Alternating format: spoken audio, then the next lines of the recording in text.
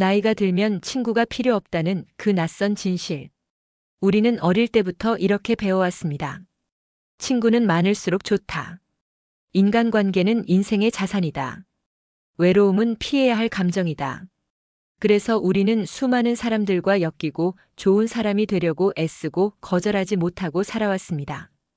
바쁘게, 시끄럽게, 끊임없이 연결된 채 말이죠.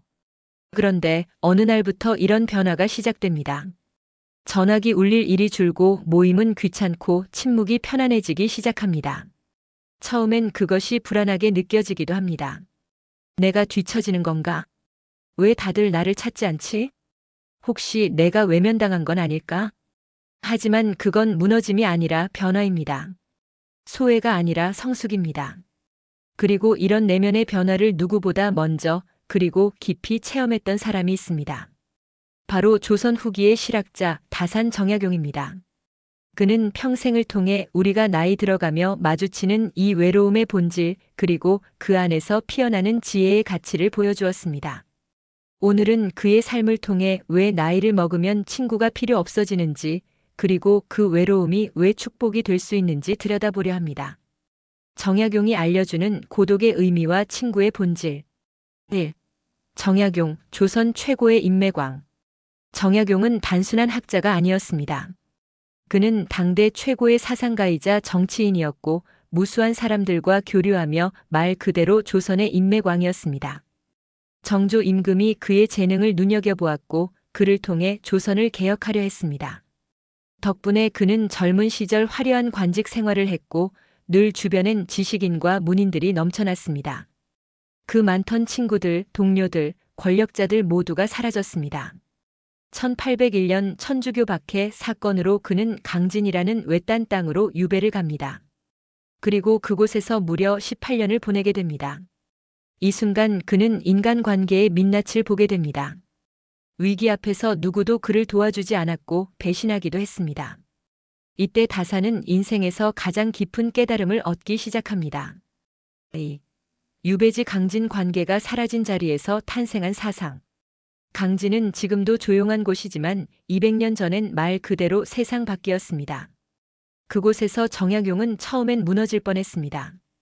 벽에 기대어 깊은 한숨을 쉬고 바람을 바라보며 세월을 탄식하노라. 하지만 그는 곧 마음을 다잡고 자신에게 묻습니다. 지금 나는 누구인가? 나는 무엇을 할 수 있는가? 그때부터 그는 자신의 내면과 마주하기 시작합니다. 그리고 그 침묵 속에서 놀라운 사상과 철학들이 피어납니다. 목민심서는 백성을 다스리는 자의 윤리를, 흠음신서는 형벌의 공정을, 경세유표는 조선개혁의 청사진을 담고 있습니다. 이 모든 책은 바로 그 혼자만의 시간 속에서 쓰여졌습니다. 정약용은 인간관계가 사라지고 세상이 등 돌린 그 자리에 오히려 더 깊은 사유를 남겼습니다. 3. 진짜 친구는 나 자신이다. 다산은 시간이 흐르며 깨닫습니다. 젊은 날 몰려다니던 친구들은 내 삶의 본질을 건드릴 수 없다는 것. 벗이 없으면 스스로를 벗삼고 스승이 없으면 예책을 스승 삼는다. 그는 또 말합니다. 나는 벗을 떠나 고요함을 얻었고 말이 끊기자 마음이 맑아졌네. 이것은 단순한 자기 위로가 아니라 관계에서 자유로워진 자만이 누릴 수 있는 내면의 평화입니다. 그는 이제 더 이상 타인을 기준으로 살지 않습니다. 사람이 나를 몰라도 하늘은 알고 나는 나를 안다. 이 문장은 다산 철학의 정수이며 우리가 나이 들며 도달해야 할 한 지점입니다. 4. 나이 든다는 것 관계에서 벗어나 본질로 돌아가는 것. 사람은 성장의 과정을 거칩니다. 어릴 땐 외로움을 참지 못하고 젊을 땐 인정받기 위해 사람을 찾아다닙니다. 하지만 진짜 어른이 되면 인생은 점점 내부를 향해 흘러갑니다. 혼자 있는 시간이 불안하지 않고 고요함 속에서도 충만함을 느낍니다. 이건 고립이 아니라 해방입니다. 누구에게도 설명하지 않아도 되는 편안함.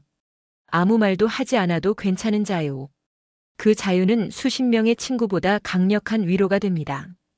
결국엔 깨닫습니다.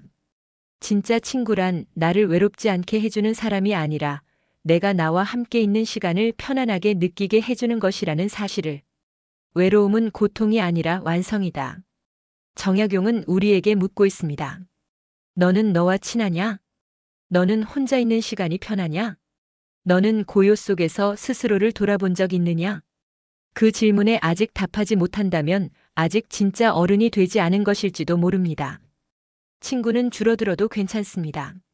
모임이 없어도 괜찮습니다. 연락이 끊겨도 괜찮습니다. 그건 상실이 아니라 정화이며 선택이며 내면으로의 귀환입니다. 정약용이 강진에서 18년 동안 쓴 글들은 모두 고요함과 침묵의 산물입니다. 오늘 하루 연락이 없어도 괜찮습니다. 조용한 저녁 혼자 산책을 해도 좋습니다. 책 한 권, 차 한 잔, 나와의 대화 그것만으로도 인생은 충분히 충만할 수 있습니다. 정약용이 말했던 것처럼 친구는 인생의 장식이 될 수 있지만 스스로와의 관계는 인생의 중심이 되어야 합니다. 그래서 결국 친구가 없어서 외로운 게 아니라 나와 친하지 않아서 외로운 것이다. 이 말이 진실임을 깨닫게 될 것입니다. 지금 이 순간부터 당신은 외로운 것이 아니라 자유로운 것입니다. 누구보다도 깊은 사유와 평화를 누릴 자격이 생긴 것입니다. 그 시간을 두려워하지 마세요. 그 고요 속에서 진짜 인생이 피어나고 있습니다.